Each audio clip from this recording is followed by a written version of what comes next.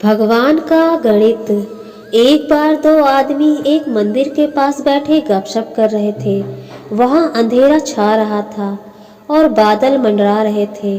थोड़ी देर में वहां एक आदमी आया और वो भी उन दोनों के साथ बैठकर गपशप करने लगा। कुछ देर बाद वो आदमी बोला, उससे बहुत भूख लग रही है। उन दोनों को भी भूख लगने लगी थी। पहला आदमी बोला, मेरे पास 3 रोटी हैं। दूसरा बोला, मेरे पास 5 रोटी हैं। हम तीनों मिल बांट कर खा लेते हैं। इसके बाद सवाल आया कि 8 रोटी 3 आदमियों में कैसे बांट पाएंगे।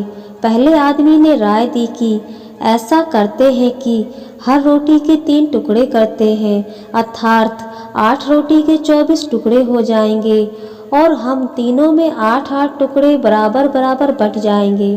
तीनों को उसकी राय अच्छी लगी और 8 रोटी के 24 टुकड़े करके प्रत्येक ने 8-8 रोटी के टुकड़े खाकर भूख शांत की और फिर बारिश के कारण मंदिर के प्रांगण में ही सो गए।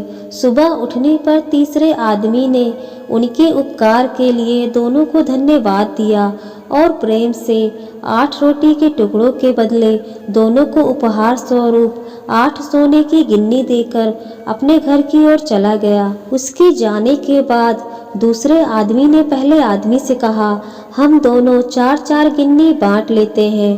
पहला आदमी बोला, नहीं, मेरी 3 रोटी थी और तुम्हारी 5 रोटी थी, अतः मैं 3 गिन्नी लूँगा, तुम्हें 5 गिन्नी रखनी होगी। इस पर दोनों में बहस होने लगी। इसके बाद वे दोनों समाधान के लिए मंदिर के पुजारी के पास गए और उन्हें समस्या बताई तथा समाधान के लिए प्रार्थना की। पुजारी भी आश्चर्य में पड़ गया। दोनों दूसरे को ज्यादा देने के लिए लड़ रहे थे। पुजारी ने कहा, तुम लोग ये 8 गिन्नियां मेरे पास छोड़ जाओ और मुझे सोचने का समय दो, मैं कल सवेरे जवाब दे पाऊंगा। पुजारी को दिल में वैसे तो दूसरे आदमी की 3-5 की बात ठीक लग रही थी, पर फिर भी वह गहराई से सोचते सोचते गहरी नींद में सो गया। कुछ देर बाद उसके सपने में भगवान आए तो पुजारी ने सब बातें बताई और न्यायिक मार्गदर्शन के लिए प्रार्थना की और बताया कि मेरे ख्याल से 3-5 बंटवारा ही उचित लगता है।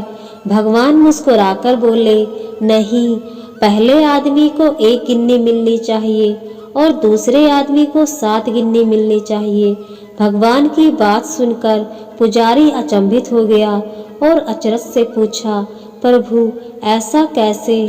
भगवान फिर एक बार मुस्कुराए और बोले, इसमें कोई शंका नहीं है कि पहले आदमी ने अपनी 3 रोटी के 9 टुकड़े किए, परंतु उन 9 में से सिर्फ उसने 1 बांटा और 8 टुकड़े स्वयं खाए, अर्थात उसका त्याग सिर्फ 1 रोटी के टुकड़े का था, इसलिए सिर्फ वो 1 गिन्नी का ही हकदार है।